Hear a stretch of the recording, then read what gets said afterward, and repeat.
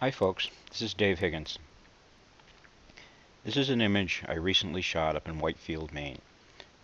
It was taken just after sunrise, probably, 7:30 in the morning.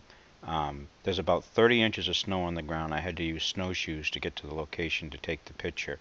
I've seen this from the road many times, and I knew if I had moved over in the field I could get by these trees and have this nice side view of the building, and the sun was going to be coming up in such a way that I would be getting strong side lighting across the image. Um, you really got to look for these things sometimes, and you see a picture, but then you got to figure out where you got to stand to get the photograph you want, and that's what this was all about. Let's look at how I'm going to adjust it. Now, the procedure I go through is I look at the image and I decide what needs to be fixed first. And first in this image, unfortunately because of the snow, my tripod did not stay level. So I need to straighten the image out, and I'm going to crop it. And I'm going to do those things at the same time. I'm going to click on the crop tool, and I'm just going to drag it across here and make a thin line. Then what I'm going to do is I'm going to move this down, line it up with the top of the roof. Then come on out so I get the double-ended arrow on the end, on the side there. Twist it so I line up with the roof. Now I know when I do my crop, the image will be cropped and it will be straight. Now I'm going to bring it over. I'm going to take some of the trees out on that side. Bring this down. I want to get that line of brush coming down through here because that's a nice line. I'm going to bring this in.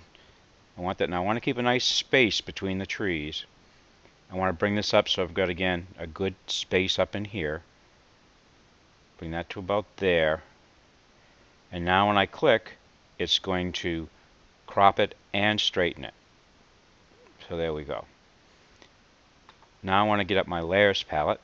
So I'm going to go on up to Windows, open Layers. Here's the palette. I'm going to move that over here beside this.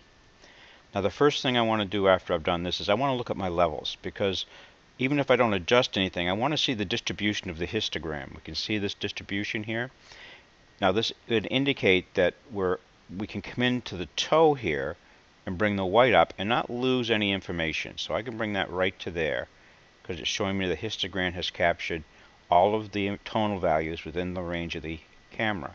Now I can move the black in to about there, and that gives us a much better tonality. Now I'm going to move the mid-tone around. I want to make sure I've got plenty of shadow detail, so I'm going to leave that there.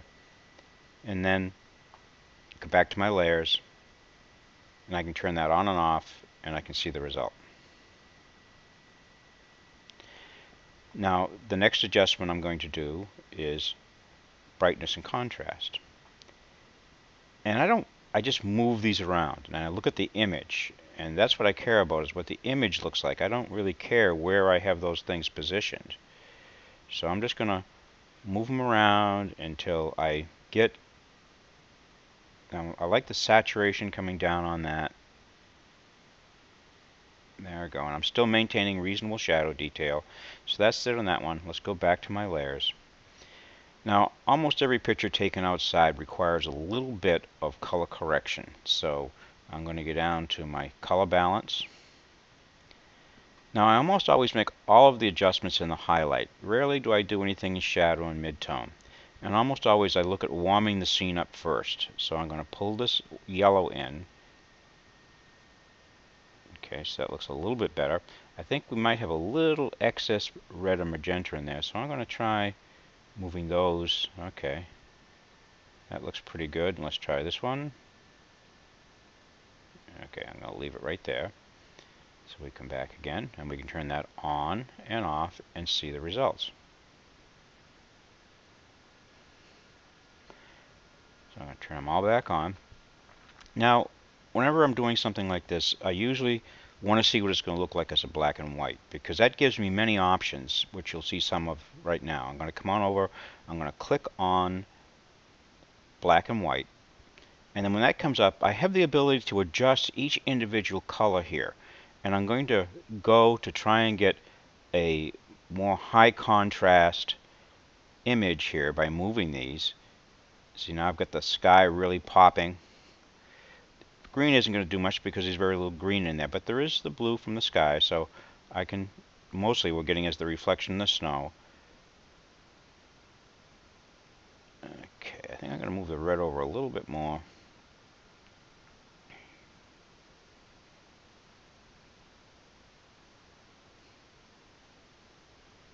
Play with it. Okay, now we'll come back to the layers.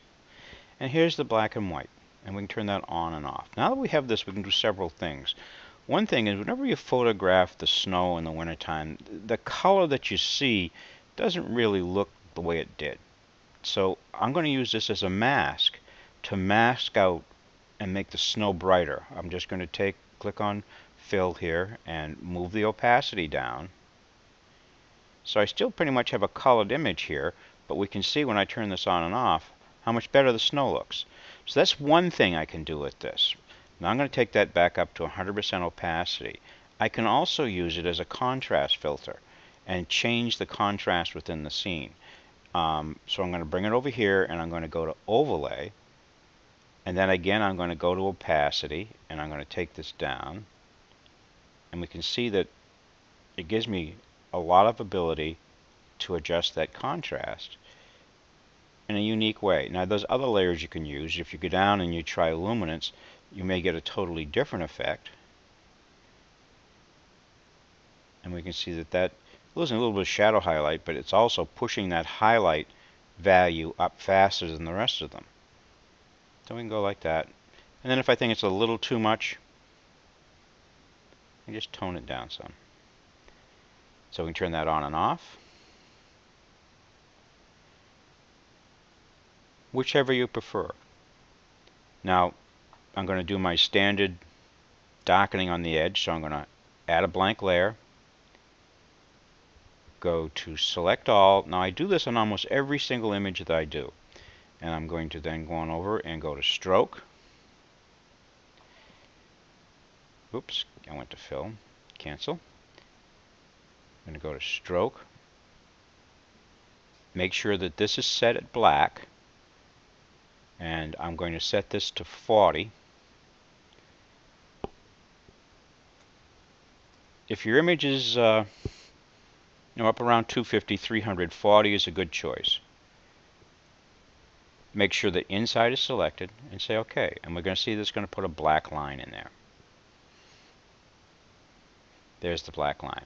Now what I want to do is I want to soften that. So I'm going to go to filter, I'm going to go to blur, and I'm going to go down to Gaussian blur, and I'm going to slide this slider all the way over. And then I'm going to say OK. Now you can see we have a very dark vignetted border. But that's good. We want it too dark, because what we're going to do, I'm going to deselect the dotted line. I'm going to change the opacity, or the fill, doesn't matter.